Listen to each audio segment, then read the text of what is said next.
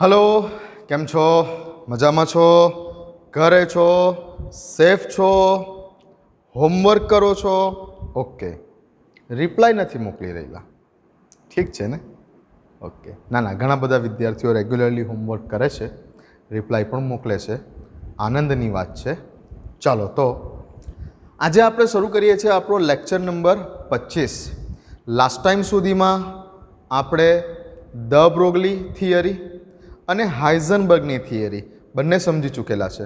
અને આ બંને થિયરી ઉપરથી હવે આપણને એટલીસ્ટ એટલી આઈડિયા આવી ગઈ છે કે ઇલેક્ટ્રોનને માત્ર પાર્ટિકલ નેચર નથી, તેને તરંગ પ્રકૃતિ પણ છે. હાઇઝનબર્ગની થિયરી ઉપરથી આપણે એવું સમજી ગયા છે કે ગતિશીલ અતિ સૂક્ષ્મ પાર્ટિકલ્સ જેવા કે ઇલેક્ટ્રોન્સ, માઇક્રોસ્કોપિક પાર્ટિકલ્સ જેવા કે ઇલેક્ટ્રોન્સ, તેઓનું એક સાથે એક જ સમયે આપણે ચોકસાઈપૂર્વક તેનું સ્થાન કે ચોકસાઈપૂર્વક તેનો વેગ બંને એક સાથે નક્કી કરી શકતા નથી. ચોકસાઈપૂર્વક, ઓકે. તેના સ્થાનમાં રહેલી અનિશ્ચિતતા અથવા તેના વેગના મૂલ્યમાં રહેલી અનિશ્ચિતતાનું મૂલ્ય greater than or equal to h/4π જેટલું હશે ને હશે જ. તો આટલી વાત આપણે કરી ચૂકેલા છે. તો હવે આપણે વાત કરીએ છીએ કે જે નીલ બોહરે પોતાનો પરમાણુ નમૂનો આપેલો, એ પરમાણુ નમૂનો ફેલ થવા જઈ રહેલો છે, એના પાછળના મુખ્ય બે રીઝન આ જ હતા. ઓકે, તો આજે આપણે વાત કરવાની છે બોહરના પરમાણુ નમૂનાની ખામીઓ વિશે. તો ધ્યાનથી આપો હેડિંગ. હવે બોહરના પરમાણુ નમૂનાની ખામીઓ. હવે બોહરનો પરમાણુ નમૂનો જે ફેલ થવા જઈ રહેલો છે તેમાં મુખ્ય કઈ કઈ ખામીઓ હતી અને એના કારણ શું હતા મેં તમને કહી દીધા. હવે આપણે એક્ઝેક્ટલી બોહરના પરમાણુ નમૂનાની ખામીઓ વિશે વાત કરવાની છે, જે એકચ્યુઅલી તમને બુકમાં જોતા હશો તો બુકમાં તમને પેજ નંબર 45 ઉપર મળશે. પેજ નંબર 45 ઉપર મળશે બોહરના પરમાણુ નમૂનાની ખામીઓ. ઓકે, તો હું તમને મારી રીતે સીધી લેંગ્વેજમાં લખીને આપું છું કે બોહરના પરમાણુ નમૂનાની ખામીઓ શું હતી. તો કે ભાઈ, પહેલો એનો ડિસએડવાન્ટેજ એ હતો કે બોહરનો પરમાણુ નમૂનો એ માત્ર હાઇડ્રોજન પરમાણુ પૂરતો જ સીમિત છે. બોહરનો પરમાણુ નમૂનો માત્ર હાઇડ્રોજન પરમાણુ જેવી એક ઇલેક્ટ્રોન ધરાવતો કોઈ આયન હોય કે કોઈ સ્પીસીઝ હોય તેના માટે જ વેલિડ છે. હાઇડ્રોજન સિવાયના બીજા પરમાણુઓ કે જેની પાસે એક કરતાં વધારે ઇલેક્ટ્રોન હોય, જેવા કે હિલિયમ પાસે 2 ઇલેક્ટ્રોન છે, લિથિયમ પાસે 3 ઇલેક્ટ્રોન છે, પરમાણુ ક્રમાંક 3 છે. તો હાઇડ્રોજન સિવાયના જેની પાસે એક કરતાં વધારે ઇલેક્ટ્રોન્સ હોય તેના માટે આ બોહરનો મોડલ લગાવી શકાતું નથી. બીજા બધા પરમાણુઓ વિશેની વાત આ બોહરના પરમાણુ નમૂના થકી થઈ શકતી નથી. બોહરે જે પરમાણુ નમૂનો આપેલો, it is only for hydrogen atom. Okay, તો બોહરનો પરમાણુ નમૂનો એ માત્ર હાઇડ્રોજન પૂરતો જ સીમિત છે. હાઇડ્રોજન સિવાયના બીજા બધા જ જે કંઈ પણ પરમાણુઓ છે તેના માટે બોહરનો પરમાણુ નમૂનો ઇનવેલિડ છે. ઓકે, આ પહેલી ખામી બોહરના પરમાણુ નમૂનાની. ચાલો બીજી વાત કરીએ કે ભાઈ હાઇડ્રોજન પૂરતો સીમિત છે, ઇટ ઇઝ ઓકે, પણ હાઇડ્રોજન પરમાણુ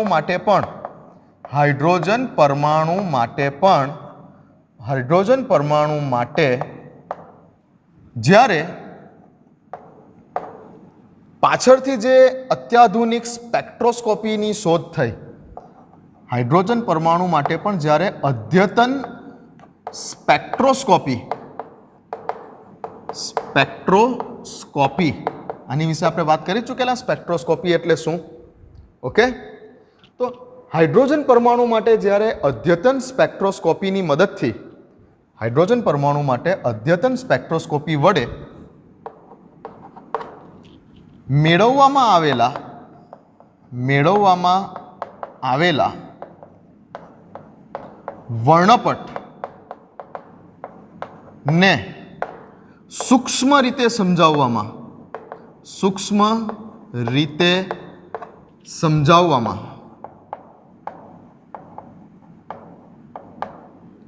તે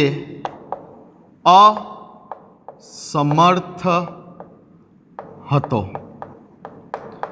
બોહરનો પરમાણુ નમૂનો માની ગયા કે હાઇડ્રોજન પૂરતો સીમિત હતો, ચાલો ઓકે. બટ જ્યારે હાઇડ્રોજન પરમાણુ માટે પણ જ્યારે લેટેસ્ટ સ્પેક્ટ્રોસ્કોપીની મદદથી જે વર્ણપટ મેળવવામાં આવ્યો એ વર્ણપટમાં શું થતું હતું, અમુક વાર બે રેખાઓ ભેગી થઈ જતી હતી, જેને ડબલ એટ ટ્રિપલ એટ કહેવાય. એની બહુ ડિટેલમાં વાત નથી થઈ, ખાલી માત્ર શબ્દ લખી આપેલો છે સૂક્ષ્મ રીતે સમજાવવામાં. તો હાઇડ્રોજન પરમાણુને બિલકુલ અલ્ટ્રા ફાઇન રીતે તેની વર્ણપટને સમજાવવામાં પણ તે અસમર્થ રહેતો હતો. વર્ણપટની જે રેખાઓ છે અમુક વાર જે છે ડબલ એટ ટ્રિપલ એટના ફોર્મમાં મળતી હતી, બે રેખાઓ ભેગી થઈ જતી હતી, અમુક વાર ત્રણ રેખાઓ ભેગી થઈ જતી હતી વર્ણપટમાં. કેમ આવું થતું હતું એ સમજાવવામાં તે અસમર્થ રહ્યો હતો. ઓકે. ત્યાર પછી ખાસ અગત્યના MCQ આવશે, અહીંયા સ્ટાર કરું છું, ધ્યાન રાખજો કે વર્ણપટની રેખાઓનું ધ્યાન આપો. અહીંયા વર્ણપટની રેખાઓનું ચુંબકીય ક્ષેત્રની હાજરીમાં ચુંબકીય ક્ષેત્ર મેગ્નેટિક ફિલ્ડ ચુંબકીય ક્ષેત્રની હાજરીમાં થતું વિપાટન. વર્ણપટની રેખાઓનું ચુંબકીય ક્ષેત્રની હાજરીમાં થતું વિપાટન, જેને ઝીમેન અસર, હવે તમારે આના વિશે ડિટેલમાં સમજવાની જરૂર નથી, બસ ખાલી ઝીમેન અસર એટલે શું, તો કે વર્ણપટની રેખાઓનું ચુંબકીય ક્ષેત્રની હાજરીમાં થતું વિપાટન કે જેને ઝીમેન અસર તરીકે ઓળખવામાં આવે છે. આ તમારો શોર્ટ ક્વેશ્ચન. ઝીમેન અસર એટલે શું? વર્ણપટની રેખાઓનું ચુંબકીય ક્ષેત્રની હાજરીમાં થતું વિપાટન, જેને ઝીમેન અસર, અને સેન્ટેન્સ સેમ કે વર્ણપટની રેખાઓનું, હવે ચુંબકીય ક્ષેત્ર શબ્દની જગ્યા પર વિદ્યુતીય ક્ષેત્ર, સેન્ટેન્સ બેઠું જ, વિદ્યુતીય ક્ષેત્રની હાજરીમાં થતું વિપાટન કે જેને સ્ટાર્ક અસર તરીકે ઓળખવામાં આવે છે. આ બીજો શોર્ટ ક્વેશ્ચન. શોર્ટ ક્વેશ્ચન શું છે તમારા અહીંયાથી બની રહેલા કે ઝીમેન અસર એટલે શું અને સ્ટાર્ક અસર એટલે શું?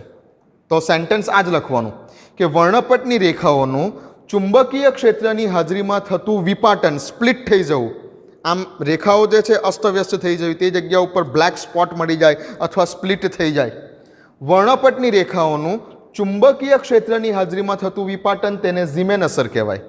અને વર્ણપટની રેખાઓનું વિદ્યુતીય ક્ષેત્રની હાજરીમાં થતું વિપાટન, જેને સ્ટાર્ક અસર કહેવાય. તો આ બંને કેમ થાય છે, આ ઝીમેન અસર અને સ્ટાર્ક અસર કેમ થઈ રહેલી છે તે સમજાવવામાં તે નિષ્ફળ નીવડ્યો. બોહરનો પરમાણુ નમૂનો. ઓકે. તો સૌથી પહેલાં માત્ર હાઇડ્રોજન પૂરતો સીમિત હતો, બીજા કોઈ પરમાણુ માટે લાગુ પાડી શકાતો ન હતો. આ પહેલી ખામી. પછી હાઇડ્રોજન પરમાણુ માટે જ્યારે લેટેસ્ટ સ્પેક્ટ્રોસ્કોપીની મદદથી જે વર્ણપટનો એકદમ ફાઇન ડાયાગ્રામ, સૂક્ષ્મ રીતે જે ડાયાગ્રામ મેળવવામાં આવ્યો, એ સૂક્ષ્મ રીતે સમજાવવામાં તે અસમર્થ રહ્યો. અને ખાસ ત્રીજો પોઈન્ટ શોર્ટ ક્વેશ્ચન માટે કે વર્ણપટની રેખાઓનું ચુંબકીય ક્ષેત્રની હાજરીમાં થતું વિપાટન, જેને ઝીમેન અસર કહેવાય, અને વર્ણપટની રેખાઓનું વિદ્યુતીય ક્ષેત્રની હાજરીમાં થતું વિપાટન, જેને સ્ટાર્ક અસર કહેવાય, આ સમજાવવામાં પણ તે નિષ્ફળ નીવડ્યો. ઓકે. અને ચોથો પોઈન્ટ, આ બધી વસ્તુ તમને પેજ નંબર મેં કીધેલી છે, બુકમાં જોતા જજો, અંડરલાઇન કરતા જજો. પેજ નંબર 45 અને પાછળ પેજ નંબર 46 ઉપર છે. પેજ નંબર 46 ઉપર પણ છે આ બે શબ્દ, ઝીમેન અસર અને સ્ટાર્ક અસર, અંડરલાઇન કરી દેજો. ઓકે. અને છેલ્લો પોઈન્ટ એવો છે કે ભાઈ પરમાણુઓના જોડાવાથી, પરમાણુઓ જ્યારે એકબીજા સાથે, પરમાણુઓના રાસાયણિક બંધથી, રાસાયણિક બંધથી જોડાઈને જ્યારે અણુ બની જાય છે, પરમાણુઓ જ્યારે એકબીજા સાથે રાસાયણિક બંધથી જોડાઈને અણુ બનાવે છે, જેમ કે હાઇડ્રોજનનો પરમાણુ બીજા હાઇડ્રોજનના પરમાણુ સાથે જોડાઈને H2 અણુ બની ગયો, તો તે આ અણુ કઈ રીતે બને છે, અણુ કઈ રીતે બને છે તેની કોઈ સમજૂતી આપતો નથી. તો આટલી છે બોહરના પરમાણુ નમૂનાની ખામીઓ. ઓકે, પરમાણુઓના રાસાયણિક બંધથી જોડાઈને અણુ બનવાની ક્ષમતા વિશે તે કોઈ માહિતી આપતો નથી. તો આટલી તમે પેજ નંબર 45 અને પેજ નંબર 46 ઉપર થઈને આ લોકોએ બધું ભેગું લખી દીધેલું છે. મેં તમને વ્યવસ્થિત પોઈન્ટ પાડીને કેવી રીતે લખવાનું તે લખીને આપેલું છે. લખી લો, વિડીયોને પોઝ કરો, વિડીયોને પોઝ કરી અને આ નોટમાં લખો કે બોહરના પરમાણુ નમૂનાની ખામીઓ. એક તો માત્ર તે હાઇડ્રોજન પરમાણુ પૂરતો જ સીમિત હતો, બીજા કોઈ પરમાણુને લાગુ પાડી શકાય તેમ ન હતો. ત્યાર પછી અદ્યતન સ્પેક્ટ્રોસ્કોપીની મદદથી મેળવવામાં આવેલા વર્ણપટને સૂક્ષ્મ રીતે સમજાવવામાં તે અસમર્થ હતો. કોણ અસમર્થ હતો? બોહરનો પરમાણુ નમૂનો. ત્યાર પછી તે આ ઝીમેન અસર અને સ્ટાર્ક અસર સમજાવી નથી શકતો અને પરમાણુઓના રાસાયણિક બંધથી જોડાઈને જે અણુ બનવાની ક્ષમતા છે તેના વિશે પણ તે કોઈ માહિતી આપતો નથી. તો આટલી થઈ તમારા બોહરના પરમાણુ નમૂનાની ખામીઓ. ઓકે, અને બોહરનો પરમાણુ નમૂનામાં આ માની ગયા કે આટલી ખામી હતી, પણ ફાઇનલી તે ફેલ કેમ થયો, કેમ તે રિજેક્ટ થયો, તેના પાછળના મુખ્ય બે કારણ હતા. કે બોહર શું માનીને ચાલેલો, બોહર શું માનીને ચાલેલો કે જે ઇલેક્ટ્રોન છે એ ઇલેક્ટ્રોન શું છે? કણ છે, કણ. ઇલેક્ટ્રોન એ પાર્ટિકલ છે. ઇલેક્ટ્રોનને કણ સ્વરૂપ સમજીને તેને પોતાનો આખો પરમાણુ નમૂનો આપેલો. બોહરને તે વખતે નથી ખબર કે ઇલેક્ટ્રોનને તરંગ સ્વભાવ પણ હોઈ શકે છે. એ તો પાછળથી ધ બ્રોગલીએ સાબિત કરી આપ્યું કે ભાઈ ઇલેક્ટ્રોનને કણ પ્રકૃતિ હોવાની સાથે સાથે તરંગ પ્રકૃતિ પણ હોઈ શકે છે. તો પહેલું રીઝન આ હતું કે જેને બોહર કણ સમજતો હતો, પાછળથી ધ બ્રોગલીએ તેને તરંગ પ્રકૃતિ પણ હોઈ શકે છે એવું સાબિત કરી આપેલું. એટલે કે દ્રવ્યનો દ્વિસ્વભાવ શોધી કાઢેલો. ઓકે, કણ પણ છે અને વેવ પણ છે, એટલે કે તરંગ પણ છે. બીજી વાત કે બોહરે શું કરેલું કે બોહરે જુદા જુદા સૂત્ર આપેલા કે પરમાણુમાં અમુક ચોક્કસ કક્ષામાં ફરતા ઇલેક્ટ્રોન માટેની ત્રિજ્યાનું સૂત્ર શું. હવે એને ત્રિજ્યાનું સૂત્ર આપ્યું એટલે એને કેન્દ્રથી ઇલેક્ટ્રોનનું ડિસ્ટન્સ જે છે ફિક્સ કરી દીધું કે ઇલેક્ટ્રોન આ સ્થાન ઉપર ચોક્કસપણે મળી આવશે. જો ઇલેક્ટ્રોન પહેલી કક્ષામાં હશે તો ચોક્કસપણે આ સ્થાન ઉપર મળી આવશે. રેડિયસનું સૂત્ર આપેલું હતું ત્રિજ્યા માટેનું. ત્યાર પછી બોહરે અમુક ચોક્કસ કક્ષામાં ફરતા ઇલેક્ટ્રોન માટે વેગનું સૂત્ર પણ આપી દીધેલું હતું. તો બંને વસ્તુ એકસાથે ચોક્કસપણે નક્કી કરી શકાતી હતી બોહર અનુસાર કે ભાઈ ત્રિજ્યાનું સૂત્ર આપ્યું એટલે સ્થાન નક્કી થઈ શકતું હતું. બરાબર. બોહરે વેગ માટેનું સૂત્ર આપ્યું એટલે ઇલેક્ટ્રોનનું વેગ પણ ચોક્કસપણે જાણી શકાતો હતો. પણ પાછળથી હાઇઝનબર્ગ આવેલો અને હાઇઝનબર્ગે એવું કીધું કે ગતિશીલ અતિ સૂક્ષ્મ પાર્ટિકલ જેવો કે ઇલેક્ટ્રોન, તમે આવા કોઈ પણ અતિ સૂક્ષ્મ કણો માટે એક સાથે સ્થાન અને વેગ કે વેગમાન જે બોલો તે સ્થાન અને વેગ બંને એક સાથે ચોકસાઈપૂર્વક નક્કી કરી શકતા નથી. જો તમે એક વેલ્યુને ચોક્કસપણે નક્કી કરવા માટે જશો તો બીજી વેલ્યુમાં અનિશ્ચિતતા વધી જશે. આવું હાઇઝનબર્ગે કીધું. તો આ ધ બ્રોગલી અને હાઇઝનબર્ગના જે કંઈ પણ થિયરીઝ હતી તેને કારણે બોહરનો પરમાણુ નમૂનો ફેલ થયો. તો બોહરનો પરમાણુ નમૂનો ફેલ થવા પાછળનું કારણ પૂછે તો એ તમને બુકમાં જોવા મળશે પેજ નંબર 49 ઉપર જોવા મળશે. પેજ નંબર 49 ઉપર કે બોહરનો પરમાણુ નમૂનો એકચ્યુઅલી ફેલ કેમ થયો, એના પાછળના કારણો શું હતા. તો મેઇન બે કારણ જ હતા. એક તો ધ બ્રોગલીએ સાબિત કરી આપ્યું કે દ્રવ્યનો દ્વિસ્વભાવ છે, એટલે કે ઇલેક્ટ્રોનને કણ સ્વરૂપ હોવાની સાથે સાથે તરંગ પ્રકૃતિ પણ હોઈ શકે છે. બીજું હાઇઝનબર્ગે સાબિત કરી આપ્યું કે ભાઈ અનિશ્ચિતતાનો સિદ્ધાંત, તમે કોઈ પણ ગતિશીલ અતિ સૂક્ષ્મ કણ માટે એક સાથે તેનું સ્થાન અને વેગ ચોકસાઈપૂર્વક નક્કી કરી શકતા નહોતા. જે બોહરે તો ચોકસાઈપૂર્વક કહી દીધેલું હતું કે ઇલેક્ટ્રોન ચોક્કસ કેન્દ્રથી આ કક્ષામાં છે તો આટલા સ્થાન ઉપર જોવા મળશે, અથવા તો ઇલેક્ટ્રોનનો વેગ આ કક્ષામાં હશે તો તેના વેગનું સૂત્ર આ હશે. આપણે દાખલા બી ગણી ચૂકેલા છે. બરાબર છે. તો આ બે થિયોરીઝને આધારે, ધ બ્રોગલી અને હાઇઝનબર્ગની થિયોરીઝને આધારે મુખ્ય કારણ આ હતું કે બોહરનો પરમાણુ નમૂનો ફેલ થયો. ફેલ થવા પાછળના કારણ મુખ્ય બે આ હતા અને આ છે બોહરના પરમાણુ નમૂનામાં રહેલી ખામીઓ. એવું કહે એક્ઝામમાં કે ભાઈ બોહરના પરમાણુ નમૂનામાં રહેલી ખામીઓ જણાવો તો આ 4 ખામીઓ લખી દેવાની. પણ જો કારણ કહે કે કેમ ફેલ થયો તેના પાછળનું કારણ શું હતું? ધ બ્રોગલી અને હાઇઝનબર્ગના સિદ્ધાંતો. ઓકે, ચાલો લખી લો આ વસ્તુ. વિડીયોને પોઝ કરો, લખી લો.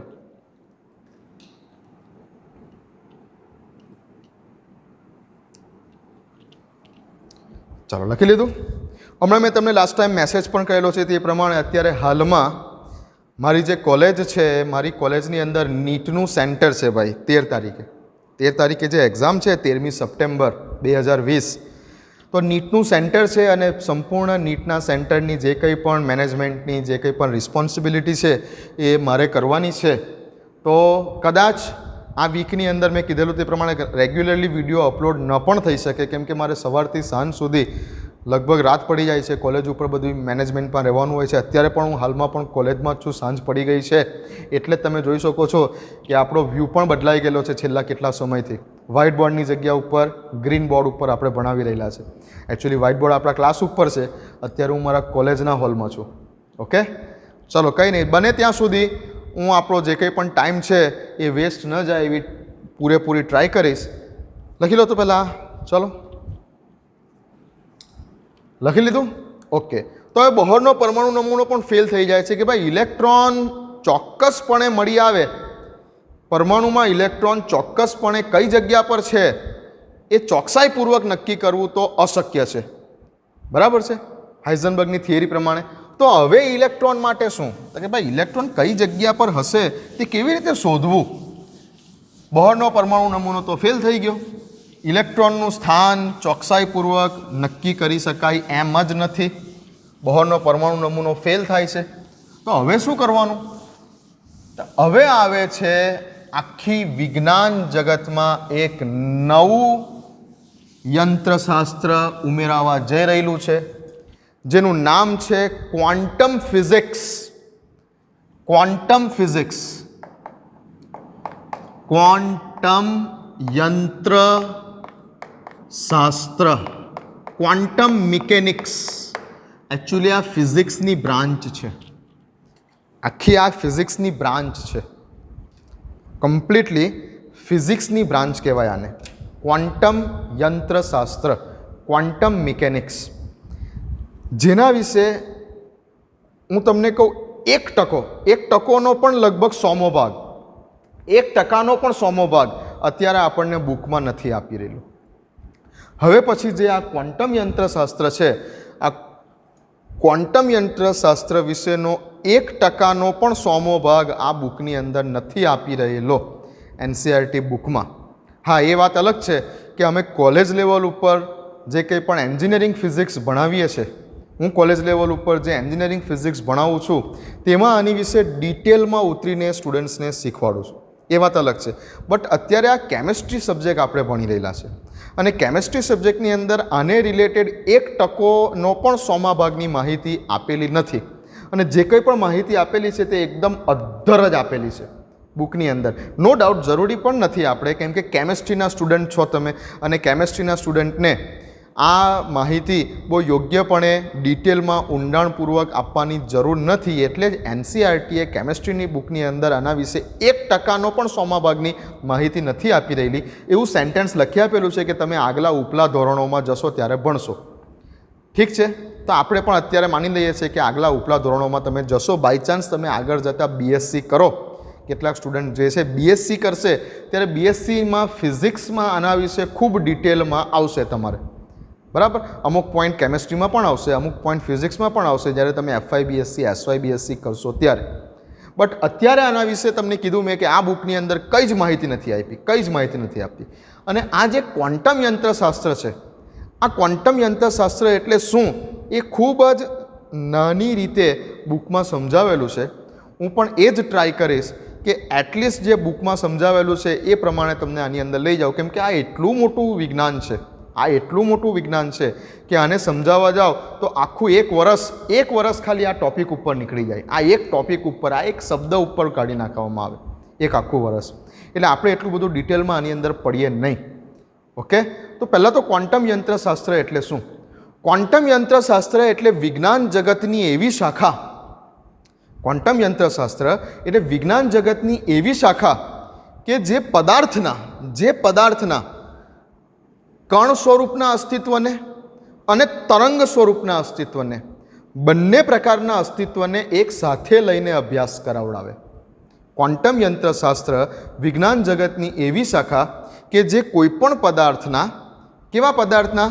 માઇક્રોસ્કોપિક ઓબ્જેક્ટના, અતિ સૂક્ષ્મ કણો માટેની વાત છે. ક્વોન્ટમ શબ્દનો જ અર્થ થાય છે અતિ સૂક્ષ્મ, ક્વોન્ટમ. ઓકે, તો વિજ્ઞાન જગતની એવી શાખા કે જે પદાર્થના, કેવા પદાર્થોના? માઇક્રોસ્કોપિક ઓબ્જેક્ટના, અતિ સૂક્ષ્મ પદાર્થોના, અતિ સૂક્ષ્મ પદાર્થોના. કેવા બિહેવિયર? તો કે તેનું કણ સ્વરૂપેનું અસ્તિત્વ અને તેનું તરંગ સ્વરૂપનું અસ્તિત્વ. તેના કણ અને તરંગ બંને સ્વરૂપના અસ્તિત્વને એક સાથે લઈને ચાલે અને એક સાથે તેનો અભ્યાસ કરાવડાવે એવી વિજ્ઞાન જગતની શાખા. શરૂઆત થાય છે ટોપિકનો પેજ નંબર 49 ઉપરથી આ ટોપિકની શરૂઆત થાય છે. ઓકે, તો વિજ્ઞાનની એવી શાખા કે જે પદાર્થના બંને પ્રકારના અસ્તિત્વને, કણ સ્વરૂપના પણ અસ્તિત્વને અને તરંગ સ્વરૂપના પણ અસ્તિત્વને બંનેને ધ્યાનમાં લે છે એવી શાખા એટલે ક્વોન્ટમ યંત્રશાસ્ત્ર.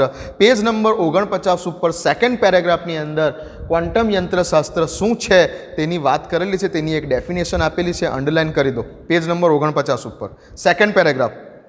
ક્વોન્ટમ યંત્રશાસ્ત્ર સૈદ્ધાંતિક વિજ્ઞાન છે જે સૂક્ષ્મદર્શકીય પદાર્થો, સૂક્ષ્મદર્શકીય પદાર્થો, એકદમ અતિ સૂક્ષ્મ પદાર્થો, માઇક્રોસ્કોપિક ઓબ્જેક્ટ, સૂક્ષ્મદર્શકીય પદાર્થો જેમને બંને કણ અને તરંગ બંને તરીકે અવલોકી શકાય તેવા ગુણધર્મ ધરાવે છે તેમની સાથે સાંકળતો અભ્યાસ છે. વિજ્ઞાન જગતની એવી શાખા કે જે અતિ સૂક્ષ્મ કણોને કણ સ્વરૂપે પણ સ્વીકારે છે, તરંગ સ્વરૂપે પણ જેના ગુણધર્મો સ્વીકાર્યા છે, એ પ્રકારના આ બધા પાર્ટિકલ્સના જે ગુણધર્મો છે તેના અભ્યાસ સાથે સંકળાયેલું રસાયણ વિજ્ઞાન. ઓકે, ચાલો. આ ક્વોન્ટમ યંત્રશાસ્ત્રની શરૂઆત ક્યારે થઈ? તો ક્વોન્ટમ યંત્રશાસ્ત્રની શરૂઆત લગભગ 1926ની આસપાસ અસ્તિત્વમાં આવે છે. જ્યારે બોહરનો પરમાણુ નમૂનો ફેલ થઈ જાય છે ત્યાર પછી આ એક્ઝેક્ટલી વિજ્ઞાન જગતમાં એક નવી શાખા અસ્તિત્વમાં આવે છે 1926માં, કે જે શાખા શરૂ કરવા પાછળ બે વૈજ્ઞાનિકોનો ખૂબ મોટો ફાળો છે. કયા કયા બે વૈજ્ઞાનિકો? ક્વોન્ટમ યંત્રશાસ્ત્ર આખી વિજ્ઞાનની શાખા જે શરૂ થઈ તેની પાછળ બે વૈજ્ઞાનિકોનો ખૂબ મોટો ફાળો છે. એકનું નામ છે વર્નર હાઇઝનબર્ગ, કે જેને જ અનિશ્ચિતતાનો સિદ્ધાંત આપેલો. ઓકે, અને બીજો સાયન્ટિસ્ટ છે ઇરવિન શ્રોડિંજર. આ ક્વોન્ટમ યંત્રશાસ્ત્રની શરૂઆત કરનાર જે વૈજ્ઞાનિકો હતા તેમના નામ યાદ રાખવા પડશે, અંડરલાઇન કરી દો. વર્નર હાઇઝનબર્ગ અને ઇરવિન શ્રોડિંજર. અને તેમાં ધ બ્રોગલીનો પણ હાથ છે. ખરેખર ધ બ્રોગલીનો પણ હાથ છે, કેમ કે ધ બ્રોગલીએ તો કીધેલું કે તરંગ સ્વરૂપ છે. તો ખરેખર આ ત્રણેય વૈજ્ઞાનિકો જે હતા એ ત્રણેય વૈજ્ઞાનિકોના સહિયારા પ્રયાસ થકી આ ક્વોન્ટમ યંત્રશાસ્ત્ર અસ્તિત્વમાં આવે છે. ઓકે, જેમાં મુખ્ય નામ બુકમાં આ લખેલા છે, પણ ધ બ્રોગલીનો પણ એટલો જ ફાળો છે, કેમ કે એને જ તો કીધેલું કે ભાઈ ઇલેક્ટ્રોનને જેને તમે કણ માનીને આવતા હતા તેને તરંગ સ્વરૂપ પણ હોઈ શકે, એ ધ બ્રોગલીએ જ તો કીધેલું. ઓકે, ચાલો. તો આ વૈજ્ઞાનિકોના નામ છે. હવે આ ક્વોન્ટમ યંત્રશાસ્ત્રને મૂળભૂત રીતે રજૂ કરતું ક્વોન્ટમ યંત્રશાસ્ત્રનું એક મૂળભૂત સમીકરણ. ક્વોન્ટમ યંત્રશાસ્ત્ર જે આખા એક મૂળભૂત સમીકરણ ઉપર ટકેલું છે એ ક્વોન્ટમ યંત્રશાસ્ત્રનું મૂળભૂત સમીકરણ કે જે એક સમીકરણ ઉપર આખું ક્વોન્ટમ યંત્રશાસ્ત્ર સંકળાયેલું છે, આ સમીકરણની રજૂઆત કરેલી છે વૈજ્ઞાનિક શ્રોડિંજરે ક્વોન્ટમ યંત્રશાસ્ત્રનું એક મૂળભૂત સમીકરણ ડેવલપ કરેલું હતું. જેવી રીતે આખું ન્યૂટનના મિકેનિક્સ કે જે સ્થૂળદર્શીય પદાર્થો માટે, વજનમાં હેવી છે તેવા પદાર્થો માટે ન્યૂટનનું એક સમીકરણ F = ma. ન્યૂટને આખું પોતાનું ન્યૂટોનિયન મિકેનિક્સ, ન્યૂટનના ગતિવાદનું એક મૂળભૂત સમીકરણ જેને F = m/a કહેવામાં આવે. તો જે રીતે સ્થૂળદર્શકીય વસ્તુઓ માટે, વજનમાં હેવી હોય તેવી વસ્તુઓ માટેનું મૂળભૂત સમીકરણ વિજ્ઞાન જગતમાં, ક્લાસિકલ ફિઝિક્સમાં F = ma પ્રચલિત છે, તે રીતે ક્વોન્ટમ ફિઝિક્સમાં સૂક્ષ્મદર્શકીય વસ્તુ માટેનું મૂળભૂત સમીકરણ જેને શ્રોડિંજર સમીકરણ તરીકે ઓળખવામાં આવે છે. તે શું છે? તે શું છે? માત્ર અતિ સૂક્ષ્મ વસ્તુઓ માટે, હા, અતિ સૂક્ષ્મ વસ્તુઓ માટે. પેલું વજનમાં હેવી હોય તેવી વસ્તુઓ માટે, આ અતિ સૂક્ષ્મ વસ્તુઓ માટે. જે રીતે ક્લાસિકલ ફિઝિક્સમાં ચિરસમ્મત યંત્રશાસ્ત્રમાં ન્યૂટનના આખા મિકેનિક્સમાં F=ma જાણીતું છે, તે જ રીતે આવા ક્વોન્ટમ ફિઝિક્સના કોન્સેપ્ટમાં શ્રોડિંજરે ક્વોન્ટમ યંત્રશાસ્ત્ર માટે જે મૂળભૂત સમીકરણ વિકસાવેલું છે તેને શ્રોડિંજર સમીકરણ તરીકે ઓળખવામાં આવે છે. અને આ શ્રોડિંજર સમીકરણ શું છે? આ શ્રોડિંજર સમીકરણ શું છે તો કે બુકમાં તો એને એટલી બધી શોર્ટમાં પતાવેલું છે કે ભાઈ શ્રોડિંજર સમીકરણ ઇઝ શું છે તો કે H psi is equal to E psi. બસ આટલી જ વાત કરેલી છે. એકચ્યુઅલી બહુ મોટું સમીકરણ છે.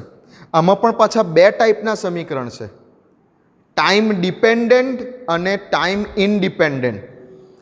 સમયની સાપેક્ષે અને સમયની સાપેક્ષતા વગર, બરાબર, સમયથી સ્વતંત્ર, બે ટાઈપના સમીકરણ છે. આપણને જે અત્યારે બુકમાં આપેલું છે આ શ્રોડિંજર સમીકરણ એ સમયથી સ્વતંત્ર છે. સમયથી સ્વતંત્ર છે. સમયથી સ્વતંત્ર સમીકરણ આપેલું છે. ટાઈમ ઇનડિપેન્ડન્ટ, જેને સમય સાથે કોઈ લેવા દેવા નથી એવું સમીકરણ આપેલું છે. આ તો પહેલાં યાદ રાખો, જે આપણને બુકમાં આપેલું સમીકરણ છે એ શ્રોડિંજરનું સમીકરણ સમયથી સ્વતંત્ર છે, ટાઈમ ઇનડિપેન્ડન્ટ છે. બીજી વસ્તુ યાદ રાખજો, આ સમીકરણ પણ જે આપેલું છે આપણને બુકમાં તે હાઇડ્રોજન પરમાણુ માટે જ છે. હાઇડ્રોજન પરમાણુ માટે જ આપેલું છે. આ સમીકરણ પણ કોના માટે છે? હાઇડ્રોજન પરમાણુ માટે જ વેલિડ છે તેવું આપેલું છે. ઓકે, અને સમયથી સ્વતંત્ર આપેલું છે. આનું એક બીજું સ્વરૂપ પણ છે, આનું એક બીજું સ્વરૂપ પણ છે કે જે ટાઈમ ડિપેન્ડન્ટ છે. આ જે છે ને તે ટાઈમ ઇનડિપેન્ડન્ટ હોય તેવું સમીકરણ છે. હવે આ સમીકરણ શું છે? આ સમીકરણ છે શું? આનું બહુ મોટું વિસ્તૃત સ્વરૂપ, અત્યારે મારી કોલેજના છોકરાઓ મારી સામે બેઠેલા હોય તો આનું બહુ મોટું વિસ્તૃત થિયરી તમને અત્યારે રજૂ કરી શકું છું. બહુ મોટી વિસ્તૃત theory, each and every point આના તમને અત્યારે એક્સપ્લેન કરી શકું છું, જો તમે અત્યારે ફિઝિક્સ ભણતા હોય તો.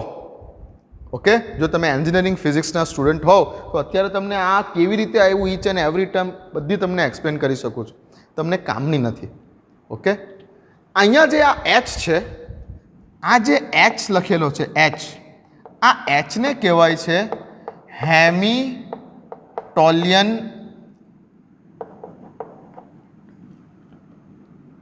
કારક.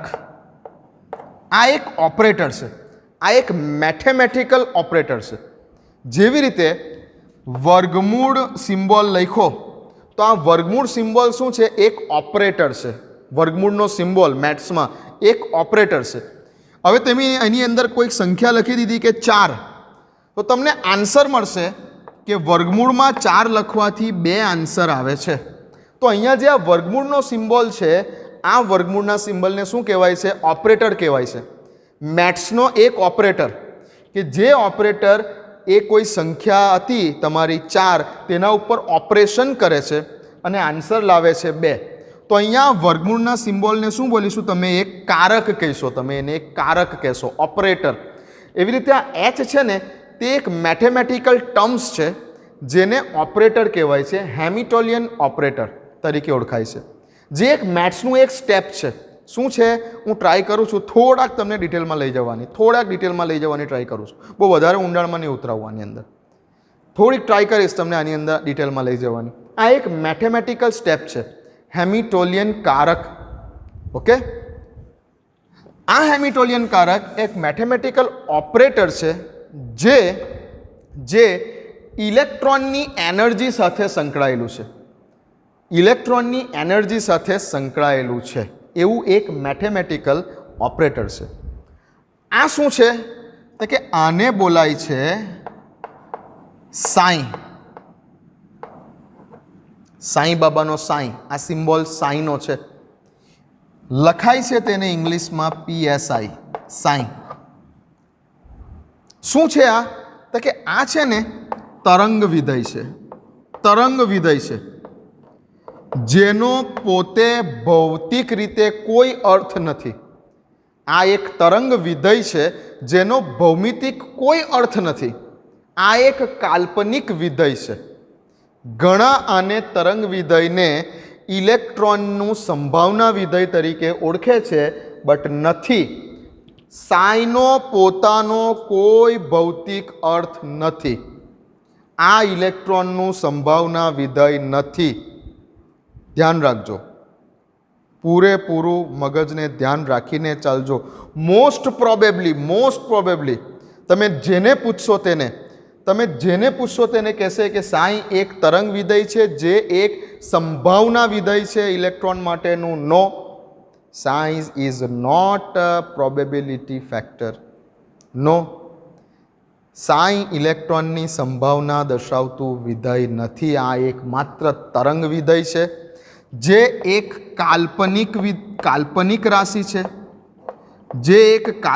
રાશિ છે. અરે ઇરવિન શ્રોડિંજરને જ્યારે પૂછવામાં આવેલું ને કે આ સાઈ શું છે, ત્યારે ઇરવિન શ્રોડિંજરે પણ એવું જ કીધેલું કે આઈ ડોન્ટ નો.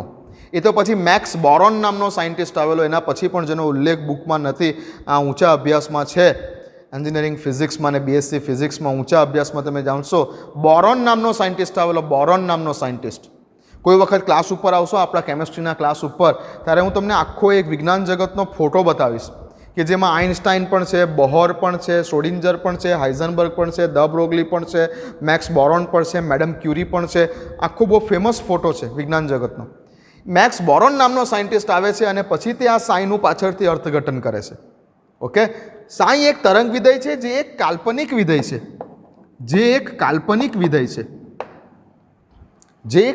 વિધેય છે. ઓકે, હા, શ્રોડિંજર સમીકરણ ઉપરથી તમે આ સાઈનો ઉકેલ મેળવો છો. અને એકચ્યુઅલી આ સાઈ શું છે, તો કે સાઈ એક એવું કાલ્પનિક વિધેય છે, એક એવું તરંગ વિધેય છે, ઇલેક્ટ્રોન સાથે સંકળાયેલું એક એવું વિધેય છે, ઇલેક્ટ્રોનની તરંગ પ્રકૃતિ સાથે સંકળાયેલું એક એવી વિધેય છે કે ઇલેક્ટ્રોનની બધી જ માહિતી, ઇલેક્ટ્રોનની ઈચ એન્ડ એવરી બધી જ માહિતી તેની અંદર સંગ્રહાયેલી છે. બટ તે એક કાલ્પનિક વિધેય છે. ઇલેક્ટ્રોન સાથે સંકળાયેલી બધી જ માહિતી આની અંદર સંગ્રહાયેલી છે. જેવી રીતે સિમ્પલ ફોર્મમાં હું તમને કહું, તમારો આધાર નંબર, બધા પાસે આધાર કાર્ડ છે? હા. તમારો જે આધાર નંબર છે, એ તમારો આધાર નંબર એક તમારી આઈડેન્ટિટી છે. તમારી બધી જ માહિતી એ આધાર નંબર કોઈ નાખે કોમ્પ્યુટર ઉપર ગવર્મેન્ટના ડેટામાં, સિમ્પલ જો તમારો આધાર નંબર એન્ટર કરી દેવામાં આવે, તમારી બધી માહિતી આધાર નંબરથી મળી જાય. તમારી ઉંમર કેટલી છે, આધાર નંબરથી મળી જાય. તમારી ફિંગરપ્રિન્ટ્સની ઇમેજ આધાર નંબરથી મળી જાય. તમારી આંખોની રેટિનાની ઇમેજ આધાર નંબરથી મળી જાય. તમારા કેટલા બેંકમાં કેટલા એકાઉન્ટ છે, આધાર નંબરથી મળી જાય. તમારો પાન કાર્ડ શું છે, આધાર નંબરથી મળી જાય. તમારી પાસે કેટલા રૂપિયા કઈ બેંકના કેટલા એકાઉન્ટમાં છે, આધાર નંબરથી મળી જાય. ઓકે, તમે કેટલું ભણેલા છો, આધાર નંબરથી મળી જાય. તમારી જેવી બધી જ માહિતી, તમારી પર્સનલ બધી જ માહિતી જો તમને આધાર નંબર કોઈને ખબર હોય, તો એ આધાર નંબરથી જેવી રીતે તમારી બધી જ માહિતી મળી શકે છે, એવી રીતે જો તમને આ સાઈ વિશે ખબર હોય, તો આ સાઈ વિશે ખબર હોવાથી તમારી બધી જ માહિતી સામેવાળા વ્યક્તિ સુધી પહોંચી શકે છે. ખાલી માહિતી પહોંચી શકે છે. તમે અત્યારે કઈ જગ્યા પર છો, તમે અત્યારે સ્કૂલે છો, તમે અત્યારે ઘરે છો, કે તમે અત્યારે ફરવા જઈ રહેલા છો, એ માહિતી સાઈથી નથી મળતી. એ માહિતી આધાર કાર્ડના નંબરથી નથી મળતી. તમારી એક્ઝેક્ટ પોઝિશન કઈ છે એ માહિતી, હા, તમારું એડ્રેસ મળી શકે છે. તમારું એડ્રેસ જે છે એ તમારા આધાર નંબરથી મળી શકે છે કે ભાઈ તમારું એડ્રેસ આ છે, પણ તમારું એડ્રેસ આ જગ્યા પર છે, ઇટ ઇઝ ઓકે. બટ તમે અત્યારે હાલમાં લેટેસ્ટ કઈ જગ્યા પર છો, એ માહિતી આધાર નંબરથી મળી શકતી નથી. તો સમજો કે આ સાઈ છે ને, તે ઇલેક્ટ્રોન માટેનો આધાર નંબર છે. સાઈ ઇલેક્ટ્રોન માટેનો આધાર નંબર છે. તમને આધાર નંબર ખબર હશે તો ઇલેક્ટ્રોન વિશેની બધી જ માહિતી તેની અંદર સંગ્રહાયેલી છે. બટ ઇલેક્ટ્રોન ચોક્કસ કઈ જગ્યા પર મળી આવે એમ છે, ચોક્કસપણે બોલવું તો શક્ય જ નથી. હાઇઝનબર્ગે ના જ પાડેલી છે. તો એની પ્રોબેબિલિટી ઇલેક્ટ્રોન મળી આવવાની સંભાવના પણ કઈ જગ્યા પર છે, એ સાઈથી મેળવી શકાતું નથી.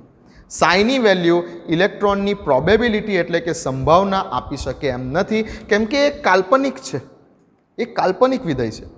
સમજા? તો સાઈને તમે સરખાવો તમારા આધાર નંબર સાથે. બધી જ માહિતી આધાર નંબરથી જે રીતે મળી શકે છે એ રીતે પરમાણુમાંના ઇલેક્ટ્રોનની બધી જ માહિતી આ સાઈ થકી મળી શકે છે. એ ઓકે, માહિતી બધી મળી શકે છે સાઈ થકી, બટ ઇલેક્ટ્રોન મળી આવવાની પ્રોબેબિલિટી કઈ જગ્યા પર છે એ વસ્તુને તમે સાઈ થકી મેઝર કરી શકતા નથી, કેમ કે તેનો કોઈ પણ ભૌતિક અર્થ નથી, તે માત્ર કાલ્પનિક છે. સાઈ વિધેય માત્ર કાલ્પનિક છે, તેનો કોઈ ભૌતિક અર્થ નથી. તમારા આધાર નંબર કોઈ વ્યક્તિ જાણતો હોય તો તમે કઈ જગ્યા પર છો તે થોડું કહી શકાશે. તમે એક્ઝેક્ટ તમારું એડ્રેસ ખબર છે, પણ તમે તમારા ઘરે જ મળશો. અત્યારે કોઈ ચેક કરવા માટે આવે અને તમે તમારા ઘરે ચોક્કસપણે મળશો જ, એવી કઈ માહિતી થોડી મળી શકે છે આધાર નંબરથી. બની શકે કે તમે સ્કૂલે હો, બની શકે કે તમે ટ્યુશન હો, અરે અત્યારે લોકડાઉન છે તો બની શકે કે તમે ઘરે હો, એ વાત અલગ છે. પણ બની શકે કે તમે ટ્યુશન પર હો, ઘરે હો, મામાના ઘરે ગયા હો, કાકાના ઘરે ગયા હો, ફરવા ગયા હો, દ્વારકા ગયા હો ફરવા માટે. બરાબર છે ને પ્રાચી? ચાલો, તો તમે એક્ઝેક્ટલી કઈ જગ્યા પર છો એની માહિતી સાઈ થકી નથી મળતી, તો આ સંભાવના નથી, સંભાવના નથી. ઓકે, તો આ હતું શ્રોડિંજરનું સમીકરણ કે જેમાં એચ હેમિલ્ટોનિયન કારક છે, સાઈ એક તરંગ વિધેય છે, ઇલેક્ટ્રોન સાથે સંકળાયેલું તરંગ વિધેય છે કે જેની અંદર ઇલેક્ટ્રોનની બધી માહિતી સંકળાયેલી છે. ઈ શું છે તો કે એનર્જી છે. ઈ શું છે? આ સમીકરણમાં આવતું પદ ઈ શું છે? ઈ બતાવે છે ઉર્જા. ઇલેક્ટ્રોન સાથે સંકળાયેલી ઉર્જા દર્શાવે છે, એનર્જી, અને એનો જ તો ઉકેલ આપે છે આ સમીકરણ. તો ઇલેક્ટ્રોન સાથે સંકળાયેલી ઉર્જા દર્શાવે છે, ઇલેક્ટ્રોનની એનર્જી દર્શાવે છે. ઇલેક્ટ્રોન પ્રોટોન પ્રણાલીની કુલ ઉર્જા દર્શાવે છે, જેમાં ઇલેક્ટ્રોન વચ્ચેના આકર્ષણ બળનો પણ સમાવેશ થઈ ગયો, ઇલેક્ટ્રોન પ્રોટોન વચ્ચેના આકર્ષણ બળનો પણ સમાવેશ થઈ ગયો, અને ઇલેક્ટ્રોન કે પ્રોટોન વચ્ચેના અપાકર્ષણ બળોનો પણ સમાવેશ થઈ ગયો. ઇન શોર્ટ ઇલેક્ટ્રોન પ્રોટોન પ્રણાલીની કુલ ઉર્જા દર્શાવે છે. That's it. એકદમ શોર્ટમાં શ્રોડિંજર સમીકરણ લખો અને તેમાં આવતા પદો સમજાવો. તો શોર્ટ ક્વેશ્ચન માટે, અને શોર્ટ ક્વેશ્ચનમાં આવી શકે છે કે શ્રોડિંજરનું તરંગ સમીકરણ કે જે એકચ્યુઅલી સમયથી સ્વતંત્ર છે તેવું સમીકરણ આ છે, જેમાં આ એચને કહેવાય છે હેમિલ્ટોનિયન કારક, સાઈને કહેવાય છે ઇલેક્ટ્રોન સાથે સંકળાયેલું તરંગ વિધેય, જે એક કાલ્પનિક વિધેય છે જેનો ભૌતિક કોઈ અર્થ નથી. ઈને કહેવાય છે એનર્જી, ઉર્જા, ઇલેક્ટ્રોન પ્રોટોન પ્રણાલીની કુલ ઉર્જા. અને આ થયું તમારું શ્રોડિંજર સમીકરણ, જે એકદમ સિમ્પલ ફોર્મની અંદર બુકમાં રજૂ થયેલું છે, જેના વિશે ડિટેલમાં કોઈ માહિતી બુકમાં આપેલ નથી, પણ હું થોડી ટ્રાય કરું છું તમને સમજાવવા માટેની. ઓકે, લખી લો પહેલાં આટલું, લખી લો, હટી જાઓ, લખી લો.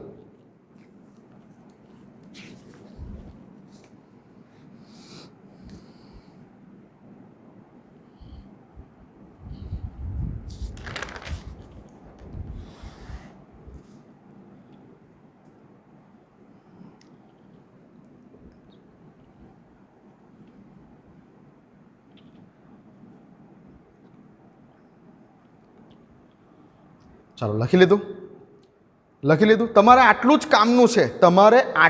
કામનું છે, સમજી લેજો, તમારે આટલું જ કામનું છે. અત્યારે સંભાવના શું છે કે સંભાવના ડેન્સિટી શું છે, ઘનતા શું છે, એની પર બી હું નથી જતો. અત્યારે ખાલી આટલું જ તમે સમજો, અને અત્યાર પૂરતું આટલું જ કામનું છે તમારે. 11મા ધોરણ પૂરતું, અરે સાયન્સ કરો ને, સાયન્સ કરો ત્યાં સુધી તમારે આટલું જ કામનું છે. ઓકે, અત્યાર સુધીમાં આ ટોપિક રિલેટેડ ક્વેશ્ચન તમને જે કંઈ પણ કોમ્પિટિટિવ એક્ઝામ છે એમાં આવ્યો નથી અને આવશે પણ નહીં. કેમ કે આ ક્વોન્ટમ મિકેનિક્સ છે ને, એ એનસીઈઆરટીના પેપર સેટ કરવાવાળાને પણ ખબર છે. એમાંથી અમુક જે બુક રિલેટેડ, જે બુકમાં છે એના રિલેટેડ જ ક્વેશ્ચન પૂછી શકાય એમ છે. આની અંદર બહારથી કોઈ વસ્તુ ટ્વિસ્ટ કરીને પૂછી શકાય એમ નથી. આને રિલેટેડ બહારથી કોઈ પણ વસ્તુ ટ્વિસ્ટ કરી શકાય એમ નથી, કેમ કે ક્વોન્ટમ મિકેનિક્સ માટે ક્વોન્ટમ મિકેનિક્સના જે કંઈ પણ શોધકો હતા, શ્રોડિંજર, હાઇઝનબર્ગ વગેરે, ક્વોન્ટમ મિકેનિક્સ વિશે જે કંઈ પણ એના પોતાના શોધકો હતા તે પણ એવું કહે છે, એક કહેવત છે, ગૂગલ પર સર્ચ કરજો કે ક્વોન્ટમ મિકેનિક્સ વિશે શું કહેવાય છે, કે ભાઈ જો તમે એવું બોલો છો કે તમે સંપૂર્ણપણે ક્વોન્ટમ મિકેનિક્સને જાણો છો તો બે વસ્તુ છે, ક્યાં તો તમે જુઠ્ઠું બોલો છો, ક્યાં તમે પાગલ છો. Either you are lying or you are made. જો તમે એવું બોલો છો કે ક્વોન્ટમ યંત્રશાસ્ત્ર વિશે બધું જ જાણો છો, આજે વર્ષોથી જે છે વર્ષોથી ભણાવું છું, આના વિશે ડિટેલમાં આ બધા સૂત્રની સાબિતી આપી શકું એમ છું, વર્ષોથી ભણાવું છું, તેમ છતાં બોલી શકું છું કે આ ક્વોન્ટમ મિકેનિક્સ વિશે 1% હું નથી જાણતો, 1% હું નથી જાણતો. ક્વોન્ટમ મિકેનિક્સ વિશે 1% હું નથી જાણતો. As a chemistry lecturer, as a chemistry teacher, હું ક્વોન્ટમ મિકેનિક્સ વિશે 1% નથી જાણતો. એવું હું છાતી ઠોકીને કહું છું. હું 1% નથી જાણી રહેલો આના વિશે. એટલું મોટું વિજ્ઞાનની આ શાખા છે. અને એના વિશે એ કહેવત છે કે કોઈ એવું કહેતું હોય કે ક્વોન્ટમ મિકેનિક્સ વિશે હું બધું જાણું છું, તો જે એના આ શોધકો હતા ને એ પોતે એવું કહે છે કે બે જ શક્યતા છે, ક્યાં તો એ જુઠ્ઠું બોલે છે, ક્યાં તો તે ગાંડો છે. ક્લિયર? તો ક્વોન્ટમ મિકેનિક્સ વિશે સમજવું it is very difficult. Einstein ગાંડો થઈ ગયેલો આની અંદર, તો ક્વોન્ટમ મિકેનિક્સની અંદર. ઓકે, ચાલો. તો આ એક સૂત્ર છે હેમિલ્ટોનિયન કારક, કે જેની અંદર આવતા પદો મેં તમને બતાવી દીધા. હવે આનું જ એક વિસ્તૃત સ્વરૂપ પણ છે, આનું જ એક વિસ્તૃત સ્વરૂપ પણ છે, એ હું તમને થોડીક ટ્રાય કરું છું સમજાવવા માટેની કે શું છે તે. ચાલો, ક્લિયર? આટલું લખી દીધું હશે, તમારે કામનું આટલું જ છે. આ તો તમને એમ ન થાય ભાઈ કે ભાઈ અમારા સાહેબને કંઈ નથી આવડતું એટલે મારે તમને હવે થોડું બતાવવું પડે એવું છે. મગજને શાંત રાખો, સમજ પડે તો ઠીક, અને સમજ ના પડે ને તો વધારે ઠીક, કેમ કે સમજવાની કોઈ જરૂર જ નથી. તમારે આ લેવલ ઉપર આને સમજવાની કોઈ જરૂર જ નથી. ઓકે, હવે આ જે સમીકરણ હતું, આ સમીકરણનું વિસ્તૃત સ્વરૂપ હું તમને દર્શાવવા જઈ રહેલો છું, જે છે del square sin by del x square plus del square sin by del y square plus del square sin by del z square. અહીંયા તમે જોઈ શકો છો કે મેં 3 યામોને ધ્યાનમાં લઈ લીધા, કેમ કે ઇલેક્ટ્રોનની તરંગ પ્રકૃતિ છે. ઇલેક્ટ્રોનની તરંગ પ્રકૃતિ છે એટલે હવે બહોરના પરમાણુ નમૂના જેવું નથી રહ્યું કે પરમાણુના મધ્યમાં કેન્દ્ર છે અને ઇલેક્ટ્રોન કોઈ ચોક્કસ કક્ષામાં જ ગોળ ગોળ ફરી રહેલો છે. ના, એવું નથી રહ્યું. એ તો પરમાણુની આજુબાજુ સરાઉન્ડિંગ કોઈ પણ એરિયામાં તરંગ સ્વરૂપે ફરી રહેલો છે. વેવ ફોર્મમાં ઇલેક્ટ્રોન જઈ રહેલો છે, વેવ ફોર્મમાં. હવે એવું નથી રહ્યું કે તે બિલકુલ જે છે તે કેન્દ્ર મધ્યમાં છે. આ પરમાણુનું કેન્દ્ર માની લો, આને પરમાણુનું કેન્દ્ર છે અને ચોક્કસ ઓર્બિટમાં ફરે છે. હવે એવું નથી રહ્યું. ઇલેક્ટ્રોન તો વેવ ફોર્મમાં છે અને વેવ ફોર્મમાં એ ગમે ત્યાં હોઈ શકે છે, ગમે ત્યાં હોઈ શકે છે. ઓકે, આજે હું તમને સપોઝ કે 3 યામ બતાવું આ જગ્યા ઉપર તમે સમજો કે તમે આને એક્સ અક્ષ બોલો, આને એક્સ અક્ષ બોલો. આ જે બહાર આવી રહેલો છે, આમ બતાવું છું, આમ સમજી લો, હું બતાવું છું આમ, પણ આને શું સમજો, વાય આમ છે, આમ તમારી તરફ આવી રહેલો છે. આ જે છે વાય અક્ષ છે, આ જે છે તે ઝેડ અક્ષ છે. મેં 3 કાર્ટેઝીય યામો બતાવ્યા અવકાશમાં 3D ડાયમેન્શન. એક્સ અક્ષ લંબાઈ તમારી તરફ આવી રહેલું છે, પહોળાઈ, અને ઝેડ ઉપર જઈ રહેલો છે તે ઊંચાઈ. તો સ્પેસમાં 3 યામો બતાવ્યા, એક્સ, વાય, ઝેડ, લંબાઈ, પહોળાઈ, ઊંચાઈ. તમે જે રૂમમાં બેઠેલા છો એ રૂમની લંબાઈ, પહોળાઈ અને ઊંચાઈ એને એક્સ, વાય, ઝેડ તરીકે માની લો, અને કોઈ એક જગ્યા ઉપર આ ઇલેક્ટ્રોન વેવ ફોર્મની અંદર જઈ રહેલો છે. આ રીતે વેવ ફોર્મમાં જઈ રહેલો છે. તો 3 યામો એક્સ યામ સાથે, વાય યામ સાથે કે ઝેડ યામ સાથે, એક્સ યામ સાથે, વાય યામ સાથે કે ઝેડ યામ સાથે સંકળાયેલું તરંગ વિધેય સાઈ, એક્સ યામ સાથે સંકળાયેલું તરંગ વિધેય, વાય યામ સાથે સંકળાયેલું તરંગ વિધેય, ઝેડ યામ સાથે સંકળાયેલું તરંગ વિધેય. આ બતાવેલું છે. ઓકે, તો અવકાશમાં એક્સ વાય ઝેડ જે કંઈ પણ કાર્ટેઝીય યામો છે એ દરેકે દરેક યામો સાથે સંકળાયેલા તરંગ વિધેયને અહીંયા મેં બતાવેલા છે કે એક્સની સાપેક્ષે સાઈ આ છે, વાયની સાપેક્ષે આ સાઈ છે, ઝેડની સાપેક્ષે અહીંયા પણ સાઈ છે. આ શું છે તો કે આ એક મેથેમેટિકલ વિકલન તમે આગળ જતા મેથ્સમાં શીખશો. ડેરિવેશન ડી બાય ડીએક્સ તમે વિકલન આગળ જતા મેથ્સમાં શીખશો, કદાચ ફિઝિક્સમાં થોડું ઘણું આવશે. ડી બાય ડીએક્સ તો આ દ્વિવિકલનનો સિમ્બોલ છે. જેવી રીતે આપણે બીજી વાર કોઈ પદનું વિકલન કરીએ તો d square by d x square લખવું પડે, એવી રીતે આ વિકલનનો એક સિમ્બોલ છે. વિકલનનો એક સિમ્બોલ છે. આ પાર્શિયલી વિકલન છે માત્ર એક્સની સાપેક્ષમાં. ઇલેક્ટ્રોન એક્સ વાય ઝેડ ત્રણે યામોને સરખાવીને ઇલેક્ટ્રોન કોઈ જગ્યા ઉપર મળી આવે છે એની સંભાવના દર્શાવવાની છે. ત્યારે રૂમની અંદર તમે રૂમમાં બેઠેલા છો, તમે રૂમમાં જ્યારે બેઠેલા છો ત્યારે તમારું પોઝિશન કોઈ એક સ્થાન ઉપર નક્કી છે, તો ભાઈ એક્સથી કેટલું છે, વાયથી કેટલું છે કે ઝેડથી કેટલું છે તમારું ડિસ્ટન્સ. તમે ત્રણની સાપેક્ષમાં બોલો છો રૂમમાં તમે બેઠેલા છો ત્યારે કે એક્સથી વાયથી અને ઝેડથી તમારું ડિસ્ટન્સ એક્ઝેક્ટલી કેટલું છે, કેટલા યામ ઉપર તમે બેઠેલા છો એક્સથી વાયથી કે ઝેડથી. તો એ રીતે આ માત્ર એક્સની સાપેક્ષમાં પાર્શિયલ વિકલન છે, એટલે અહીંયા લખેલો છે આ જગ્યા ઉપર સિમ્બોલ જે લખેલો છે આ સિમ્બોલને બોલાય છે પાર્શિયલ વિકલન. પાર્શિયલ વિકલન, અંશતઃ વિકલનનો સિમ્બોલ. આ કમ્પ્લીટ વિકલન છે. જો તમે ડી લખો ને તો એ કમ્પ્લીટ વિકલન છે, પણ જો તમે આ રીતે કરલી લખો ને તો આ જે છે તમારો પાર્શિયલ વિકલનનો સિમ્બોલ છે. કરલી સિમ્બોલ છે, આને કરલી બોલાય છે. કરલી આ જે સિમ્બોલ છે એને કરલી બોલાય છે. એઝ અ વિકલનનો સિમ્બોલ છે એવું માની શકો છો તમે. પાર્શિયલ વિકલન છે. ઓકે, તો આ એક મેથેમેટિકલ ટર્મ્સ છે.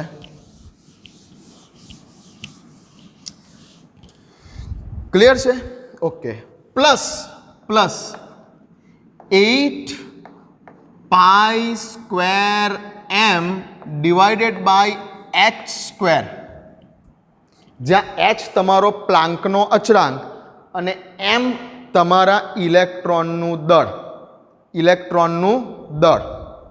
ઓકે, એમ શું છે તો કે એમ એટલે શું, તમારો ઇલેક્ટ્રોનનું દળ, અને બ્રેકેટમાં E minus V psi is equal to 0. આ છે બુકમાં આપેલું જે સમીકરણ, એ બુકમાં આપેલા સમીકરણનું બુકમાં આપેલું સમીકરણ જે છે એ બુકમાં આપેલા સમીકરણનું કમ્પ્લીટ ફૂલ ફોર્મ છે. જે બુકમાં આ સમીકરણ શોર્ટમાં આપી દીધેલું છે કે h psi is equal to E psi, આનું કમ્પ્લીટ વિસ્તૃત સ્વરૂપ છે. આ જાણકારી માટે છે, લખવું હોય તો લખી લો.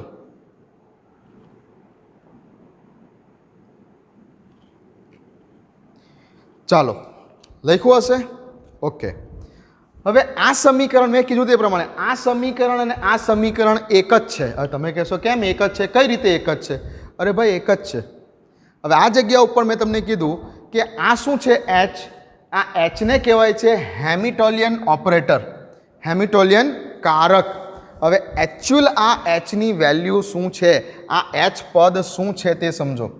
એકચ્યુઅલી જે આ h લખેલું છે તે આ h વાળું પદ શું છે તે સમજો. h વાળું પદ છે minus h square 8 pi square m. તમે કહેશો કે અહીંયા 8 પાઈ સ્ક્વેર એમ ઉપર છે, પેલી બાજુ h સ્ક્વેર નીચે છે. આવશે, ધ્યાનથી સાંભળો. ઓકે, બીજું લખું છું અહીંયા ડેલ સ્ક્વેર અને પ્લસ બતાવું છું v. તો આ જગ્યા ઉપર આ E શું છે તો કે ઇલેક્ટ્રોન પ્રોટોન પ્રણાલીની કુલ ઉર્જા છે, અને આ V શું છે તો V છે સ્થિતિ ઉર્જા, પોટેન્શિયલ એનર્જી, સ્થિતિ ઉર્જા દર્શાવે છે. સાઈ શું છે, તરંગ વિધેય છે. h શું છે, પ્લાન્કનો અચળાંક છે. m શું છે, ઇલેક્ટ્રોનનું દળ છે. આપ તો બધા પદો ખબર છે. હવે આની અંદર આ હેમિટોલિયન ઓપરેટર h નું મેથેમેટિકલ ફોર્મ આવું છે, જ્યાં આ વી શું છે તો કે પોટેન્શિયલ એનર્જી, સ્થિતિ ઉર્જા. અને આને શું કહેવાય છે? આને બોલાય છે મેથ્સની ભાષામાં લાપ્લાસ ઓપરેટર, લાપ્લાસ કારક. લાપ્લાસ કારક કહેવાય છે. શું છે? આવું છું એની પર. હું તમને ફાઇનલી આના ઉપરથી જ આ સૂત્ર સાબિત કરવા જઈ રહેલો છું. તમારે કોઈ જ કામનું નથી, પણ ધ્યાન આપો. આજે થોડોક ટાઈમ પાસ કરી લઈએ. તમારે કોઈ જ કામનું નથી. મેં જે આની આગળ બોર્ડ પર લખેલું તો તમારે એટલું જ કામનું છે. ઓકે, આને લાપ્લાસ કારક કહેવાય. ઠીક છે? ઓકે, ચલો હવે જો આ સમીકરણને બંને બાજુએ એચની સાથે સાઈનથી ગુણું, કેમ કે મારે અહીંયા પદ જોઈએ છે એચ સાઈન, તો આ સમીકરણને બંને બાજુએ સાઈનથી ગુણી કાઢું તો શું આવે? તો કે -h² 8π² m del square Laplace કારક પ્લસ વી ને પણ સાઈનથી ગુણવું પડે. ચાલો, તો શું આવશે અહીંયા?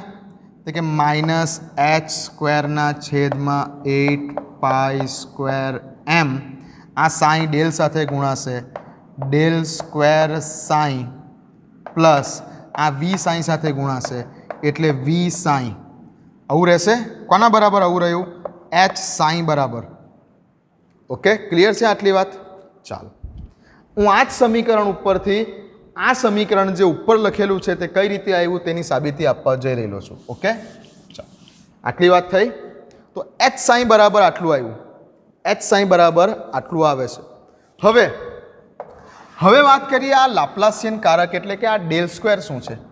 ડેલ સ્ક્વેર એટલે ત્રણે ત્રણ જે કાર્ટેશિયન યામો છે, curly by curly x square plus curly square by curly y square plus curly square by curly z square, આ ત્રણે ત્રણનો સરવાળો છે જેને લાપ્લાસિયન કારક કહેવાય છે, ડેલ સ્ક્વેર.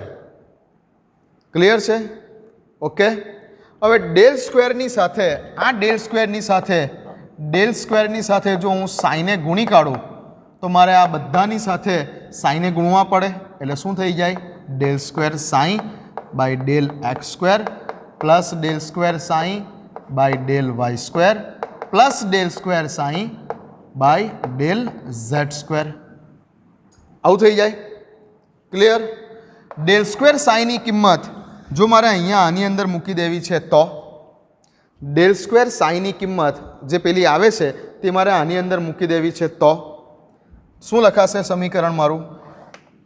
શું લખાશે મારું સમીકરણ? શું લખીશ? H psi is equal to -h² divided by 8π²m in bracket આ value del square psi by del x square plus del square psi by del y square plus psi by curly z square. Okay, આની value મેં લખી દીધી plus V Sai. Clear છે આટલું? Okay, તો આ કોની વેલ્યુ આવી? એચ સાઈની વેલ્યુ આટલી આવી મેથેમેટિકલ સ્ટેપથી. ચાલો, ક્લિયર આવું? ઓકે, આ હવે જે આપણું ઓરિજિનલ ઇક્વેશન હતું તે શું હતું? બુકમાં જે હતું તે ઓરિજિનલ બુકમાં જે ઇક્વેશન હતું તેની વાત કરું. બુકમાં શું ઇક્વેશન હતું?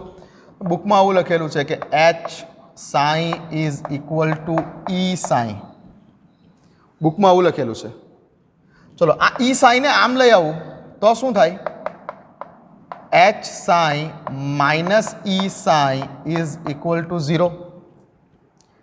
એચ સાઈની વેલ્યુ આ વેલ્યુ અહીંયા મૂકી દઉં. એચ સાઈની વેલ્યુ શું આવે? -h² by 8π²m in bracket curly square psi by curly x square plus curly square psi by curly y square plus curly square psi by curly z square. Okay, plus V psi V psi આટલી તો મેં ખાલી H સાઈની value મૂકી. હવે છે minus E psi is equal to 0. આવું લખાશે. હા, હવે શું કરું, હું આખા સમીકરણને હું માઇનસ 8π²m/h² વડે સમીકરણને બંને બાજુએ ભાગી દઉં.